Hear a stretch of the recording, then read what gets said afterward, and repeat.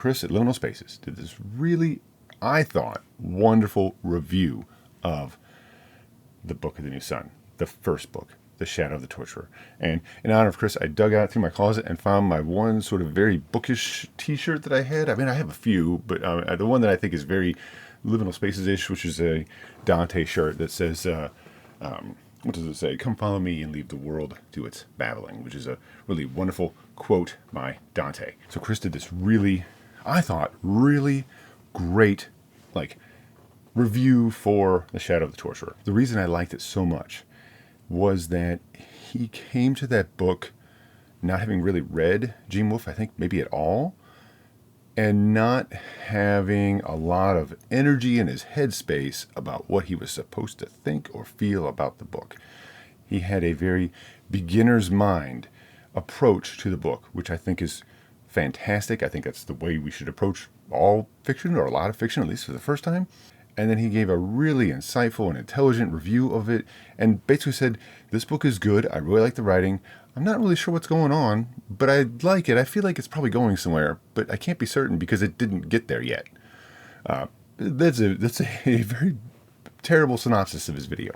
But I really thought, as somebody who likes the series, loves the series, and who hopes to see someone not just say, this book is great and you should just read it, but really to give an honest sort of opinion about the book, I really enjoyed that. And also not really very opinionated, a very objective review in a way. And then Chris did a really great deep reading, and part of his deep reading explored that book and talked about how there's a lot of interesting things going on here, but I'm not really certain what's going on because it's little vignettes. I think he said there was vignettes, and I really, really thought that was a wonderful way to describe it. These little vignettes, these little scenes that you get that build, and you're kind of thinking, how are they connected? I really enjoyed that deep reading as well. And he said, I want to see what Virgil has to say. Okay, thank you. So a few things I will tell you right now. I will admit completely that I am in no way, shape, or form an expert or even consider myself educated, really, on the Book of the New Sun. Yes, it is my absolute favorite book, that series. No, I don't have all the answers. That might surprise somebody thinking that I've got this really insightful, deep, hardcore, educated, years of study and notes and notebooks full. There's a whole shelf. There's none of that. There's none of that. Even though I'm saying that, and it might make you think that I don't have anything to say, that I do have things to say. I literally talked to my wife about this today, about my thoughts about the book and where I'm at with the book and how I view the book and my experience with reading that Gene Wolfe and that series in particular. And I think that it's watchable. I think that it's something that I can say that's interesting. I could almost do it here, but the problem is that it's been a little while since I've read the series, and I don't know that I can really talk about it with memory, just in remembering the series. I feel as though that's a real disservice to it, and I feel like I'm just going to make a lot of saying, well, I don't remember, or this exactly happened like this or what. And it also doesn't help that my experience of reading the book, the series, is not really as one-off novels. I read it in the way that I originally purchased it when I was in high school in the early 90s. And that's like this, right? The first two books gathered in one volume, Shadow and Claw. Those two books, to me, are just all smushed together. They're all mixed together. In fact, when Chris was talking about the book, right, when he's talking about Shadow of the Torturer, I'm thinking, oh, he didn't mention this thing. And then I wasn't around a copy of the book at the time. So I'm like, it's got to be in there. I know I didn't imagine this thing. And so I went and finally came home and looked, and I looked through all three nice editions of the book. I have a number of, if I see a cheap paperback copy, a lot of times I'll just pick it up and try to get a kid to read it. Not just any kid. I don't just walk up to random kids and try to hand them Shadow of the Torturer. That seems weird and strange. It seems like an interesting idea of a story. They're handing random kids these books that are way over their age limit. This book's too hard to read. But I wasn't around a book, so I looked in the three nicer copies of the book that I have, and they are in there, but it's at the end. And I was remembering my reading experience, and I remembered that when I read this series right? When I read this book, at the end of this book, there's an appendices that's about a page and a half that says something. He didn't mention it, and that's totally fine because he's talking about the experience of the story.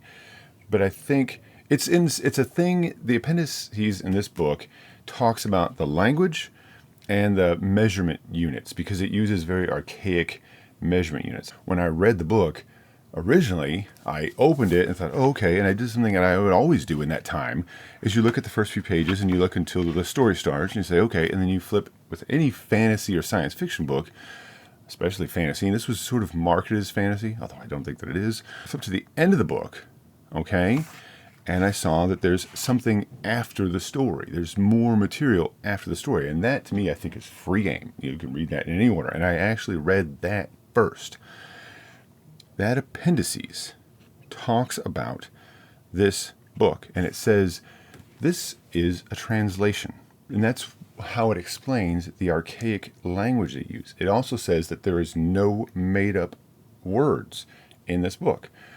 At the time when I heard that, I thought it was some sort of creative exercise. Like, oh, that's really cool. He kind of pushed the boundaries of his writing, like made himself not do what a lot of other fantasy writers do and write a fantasy series where there's no made-up language. He doesn't make up a fictional name of a country. Well, I mean, maybe he does that. I don't know. I don't think that he does. But all the terms in here, all the fantasy-sounding words for creatures and things, are all real-world words for us. It says something along the lines of, well, a lot of times these characters encounter a creature that's kind of like a horse, but it's not a horse.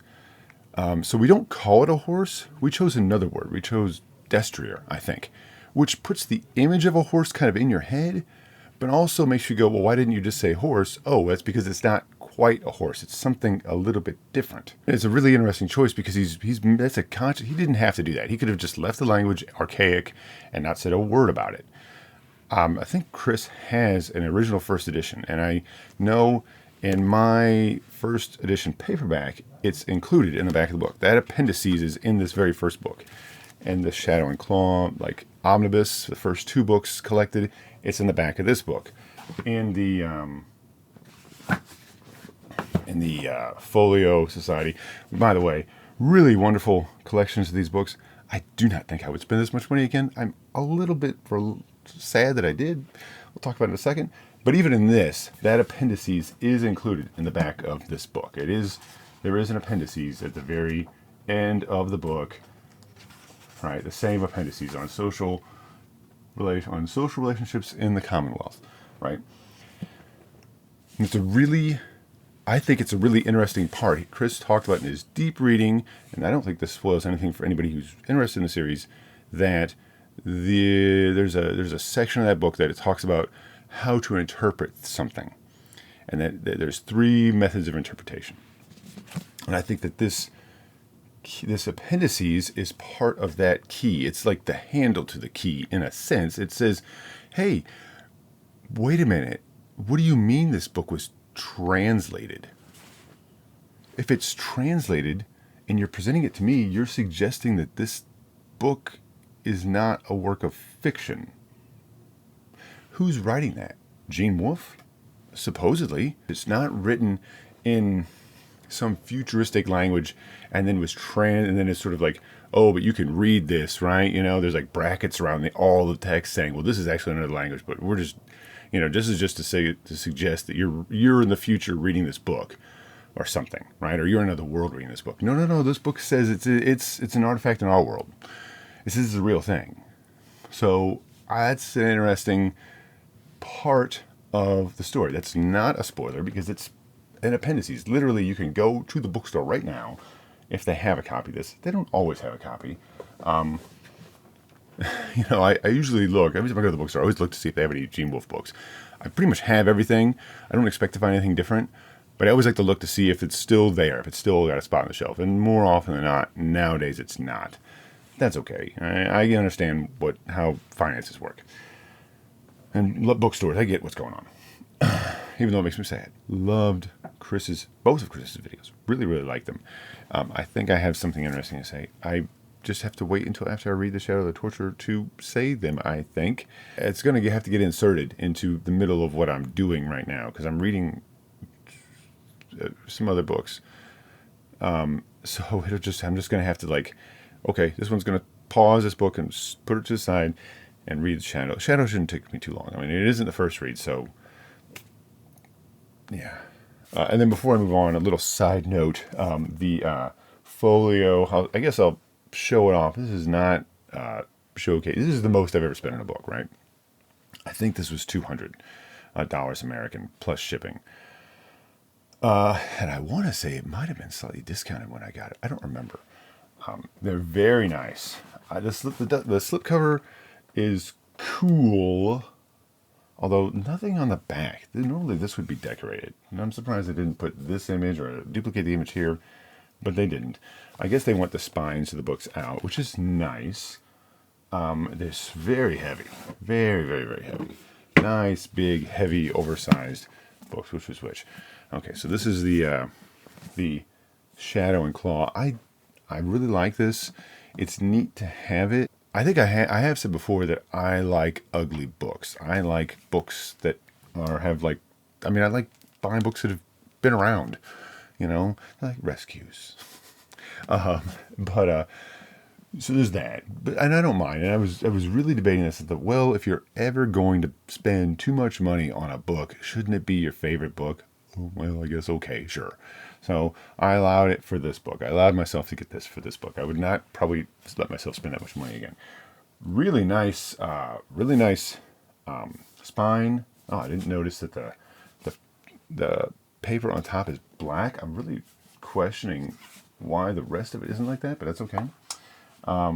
Really nice, like sort of chapter starts with this. What do you call that? Almost like a woodcut stamp or something, right? And there's a few images in here. I don't think the images spoil anything. It is illustrated. Really nice, luxurious edition. And for some people, that's something they really want. I'm glad I got it. I don't know that I would necessarily, if presented again with the chance. This is a really cool image. I don't think gives anything away, right? So these really nice images in the book. This really wonderful back image, right? This is the first volume, and the second volume, the Sword and Citadel. Here's the cover and the back cover, which I really like. They're wonderful. That's really great. And there's that again, of course, black on top. I just did not notice that they had done that until now. I find it strange that they only did that. I'll try and find an image to show in here. There's a number, I don't know how many images are in here. I'd say probably looks to be a dozen, maybe slightly more. It probably says somewhere. And here's another image from the collection. Really cool. Neat to have. Neat to have. I will say that I think as collector type things, I like my little Timescape paperbacks a little bit better. I think they're more fun to me to have. But if I had to pick which one to only own, it would just be these. This one and the other one, which is over there and I'm not going to go get. These two, the Shadow and Claw and the Sword and the Citadel, I just like them. I like the size book. I just wish they were hard. I wish I had like library, like book club edition of this or something, right? I wish I had like this size book club edition. That would be cool to me. I just like the size of those hardbacks. Someone else I should mention that never read any analysis, never listened to any podcast, never watched a video, never looked at anyone sort of taking apart those elements. Never watched someone deconstruct the story and sort of explain what they thought. And what I liked about Chris's deep reading is that it's not so much that he did that, because I don't think that he does. Instead, he says, here are some things that I noticed, and I find them interesting, but I'm not certain what is meant by them yet. And I really appreciated that honesty, not, him not saying, well, I looked at other sources and found out what the interpretation was. He sort of like said, well, I don't know. I'm not sure. I guess I have to read the rest of the series, it looks like. I really liked that, and that's how I view the series. When I did that review, which is incredibly more successful than any other video I've done of Vermis and Vermis 2. I talked about this sort of like pleasantly confused feeling where you're interpreting, you're kind of an active participant in the story, you're interpreting. This is really turning into that video that I was going to do. Where you're interpreting the Vermis and that you're a participant in that story because you're involved, because it's not certain what this very vague text is saying exactly and what these images precisely are trying to tell you. You have to take these separate pieces and put them together and think, what do I think that means? And what you decide is probably going to be similar, but not the same as somebody else. And in fact, it might be, in some cases, wildly different. And I think that I kind of feel the same way about the Book of the New Sun. And I'm going to stop there because I'm really getting close to just going all the way into that. And again, I want to do that with a fresh reading in my head. And so I'm going to do that. And Chris said that we should maybe talk at some point about the book. I think sounds really awesome. The end.